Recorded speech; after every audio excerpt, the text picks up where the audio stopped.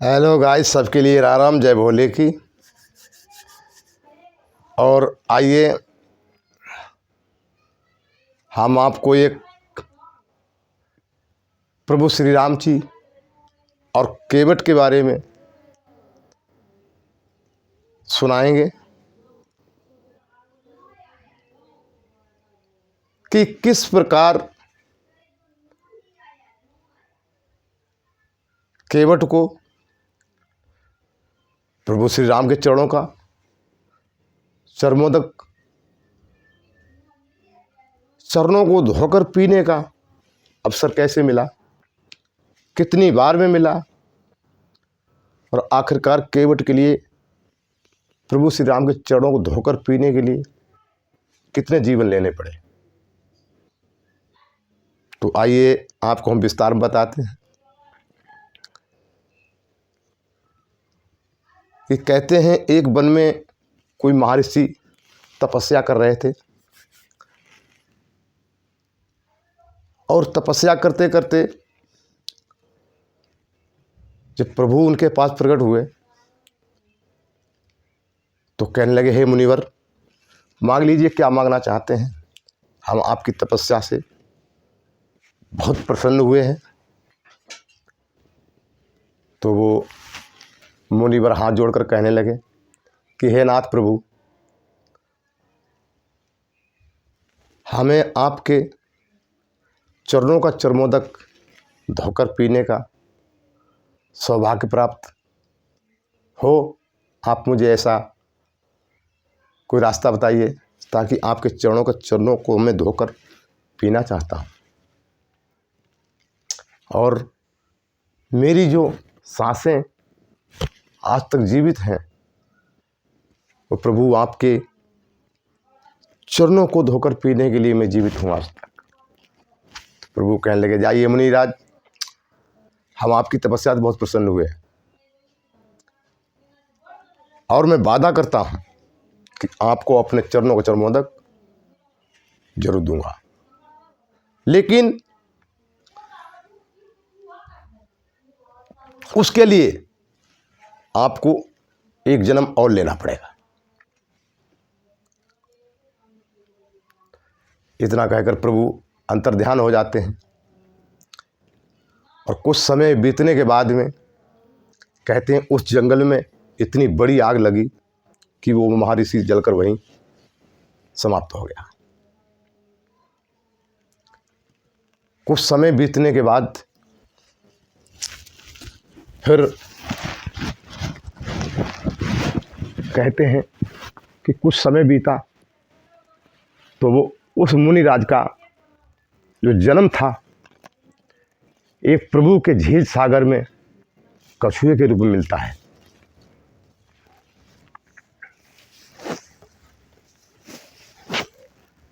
तो वो कछुआ विष्णु भगवान के चरणों की तरफ तो जब जाता है तो माता जानकी भगा देती हैं।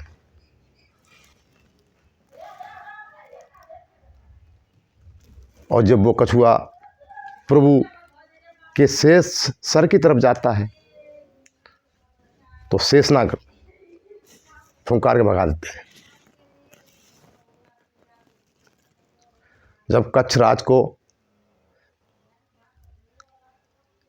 कोई समझ में नहीं आया तो हाथ जोड़कर विनती कर कर खड़े हो गए, कहने लगे, हे मुनिराज, हे प्रभु, अब तो हमारी हृदय की पीड़ा को समझिए।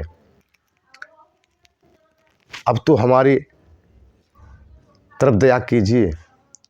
आपने हमसे वादा किया था कि आपको अगले जन्म में हम अपने चरणों का चरमोदक अवश्य आपको देंगे। तो प्रभु, मैं आपके चरणों की तरफ जाता हूँ तो माता जानकी जी भगा देती हैं, और जब सर की तरफ जाता हूँ तो शेषनाग जी भगा देते हैं। अब कैसे हमें आपका प्रभु चरणों को चरमोदक मिलेगा। विष्णु भगवान मुस्कुराते हुए कहने लगे कि जाइए कच्छराज, हम वादा करते हैं कि इस बार आपको अपने चरणों को चरमोदक अवश्य दूंगा, लेकिन इसके लिए आपको एक जन्म और लेना पड़ेगा। तो एक जन्म फिर ये दूसरा जन्म कछुए का आया, और तीसरे जन्म में प्रभु ने वादा कर दिया कि जाइए कछराज, हम आपको अपने चरणों को चरमोदक अवश्य देंगे।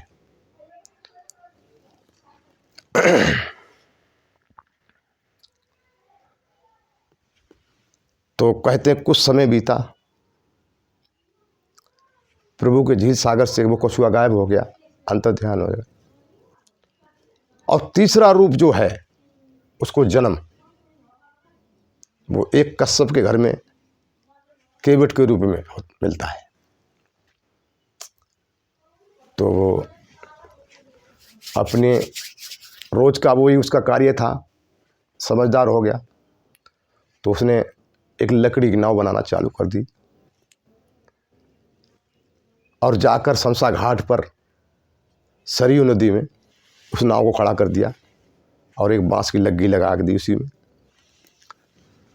और प्रतिदिन यही गुण गाता था, कब आओगे प्रभु मेरे, कब आओगे मेरे श्याम।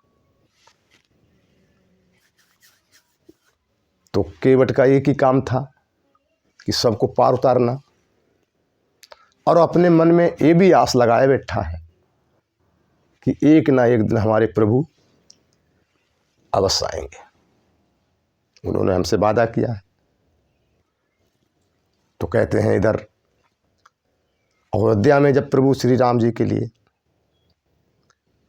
वनवास मिला, तो माता जानकी और लखनलाल और प्रभु श्री राम जी वन के रास्ते से चलते हुए गुजरते हुए, कांटों खुम्बे में चलते हुए, और उसी घाट शमशा पर पहुँचे। जब शमशा घाट नदी पर पहुँचे हैं तो जब केवट को वहाँ नहीं देखा तो बड़ा विचलित होने लगे और कैसे पुकारने लगे केवट को। एक लाइन हम आपको गा के सुनाते हैं। हरि जाना है गंगा पार प्रभु,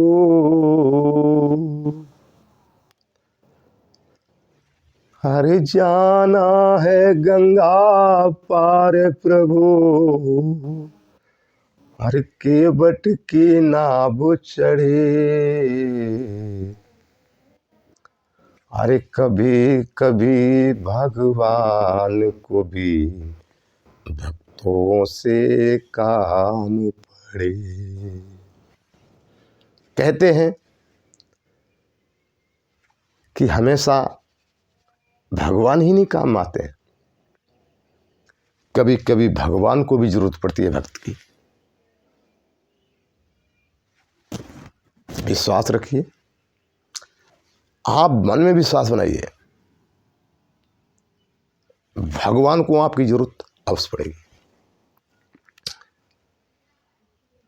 तो केवट को प्रभु जब शमशा घाट नदी पर बुला रहे हैं कि आदि खड़े रे हम तीनों प्राणी,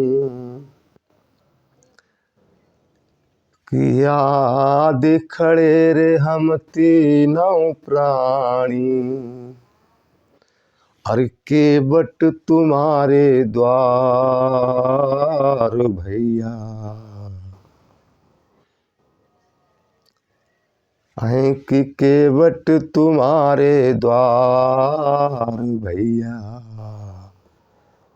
अरे जल्दी उतारो हमका, ओ भैया जल्दी उतारो हमका, है जी सरजू के पार भैया, जल्दी उतारो हमका, नदिया के पार भैया। तो केवट आता है और प्रभु श्री राम के चरणों में पड़ जाता है,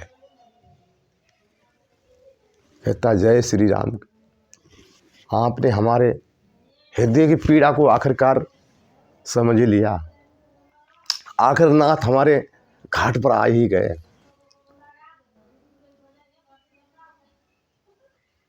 तो प्रभु श्री राम के आगे जब केवट होड़ लगा जाता है कि नाथ, आपने हमसे पहले जन्म में वादा किया था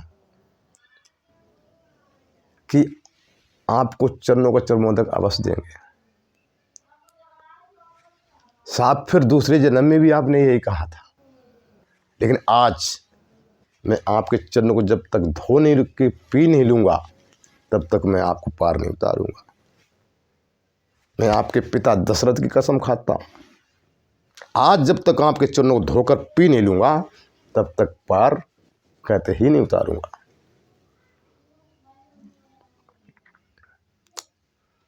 तो ये तो एक रामायण की कहानियाँ हैं, पर मुझे नहीं पता क्या है, कैसे है, क्या लीला है प्रभु की। जो मेरी मन की आत्मा है वो आपको मैंने सुनाई। तो प्रभु श्री रामचंद्र जी ने जब आज्ञा दी है केवट को कि ठीक है, तो खुशी से दौड़ के जाता है और एक कठुए को लेकर गंगा जल भरता है, जय गंगा मैया की, और लाकर प्रभु को चरणों को धोता जाता है, मलता जाता है, खूब रगड़ रगड़ के धोता है, खुशी से गाता जाता है, मिलता है सच्चा सुख केवल श्री राम तुम्हारे चरणों में, मिलता है सच्चा सुख केवल श्री राम तुम्हारे चरणों में, मिलता है सच्चा सुख केवल श्री राम तुम्हारे चरणों में, मिलता है सच्चा सुख केवल श्री राम तुम्हारे चरणों में। तो जब गंगा जल से प्रभु के चरणों को धोया है और कंधे पे प्रभु श्री रामचंद्र जी को बिठाकर अपनी नाव पे चढ़ाया है और लेके लग्गी राम राम नाम की, लेके नाव को चल दिया। जब नाव को लेके चल दिया केवट और जाके शमशा नदी के घाट के उस पार जाकर किनारे पे लगा दी और लगा के नाव और फिर लग्गी लगाई और ला के बीच धार में फिर खड़ा कर दिया।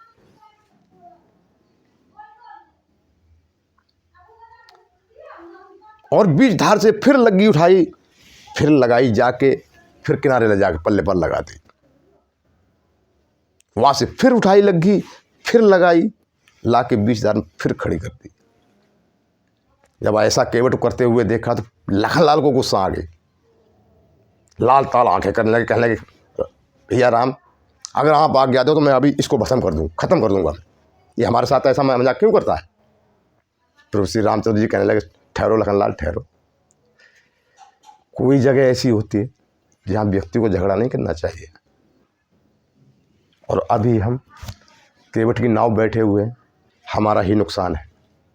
तो हम बड़ी नम्रता भाव से पूछते हैं केवट कि हमारे साथ ऐसा क्यों करता है। तो प्रभु श्री रामचंद्र जी से कहने लगे केवट से कि भैया केवट, आप हमारे लिए नदी के उस पार ले जाते हैं और वहाँ से फिर नाव घुमा लेते, बीच धार में ला के रोक देते हैं और बीच धार से फिर ले जाके किनारे पे लगा देते हैं, फिर किनारे से ला के बीच धार में खड़ी करते हैं। ऐसा क्यों करते हैं हमारे साथ में। ऐसा करने से आपको मालूम है हमें कितनी पीड़ा होती है, कितनी उबन होती है, दिल को बेचैनी होती है। केवट हंसने लगा, कहने लगा भापुड़ी बाप, बस आप 2-4 चक्करों में ही उब गए। अरे सोचिए, हम प्राणियों को आप 84,000 योनियों में घुमाते हैं प्रभु, तो हमें तो उबन नहीं होती, हमें तो कोई पीड़ा नहीं होती।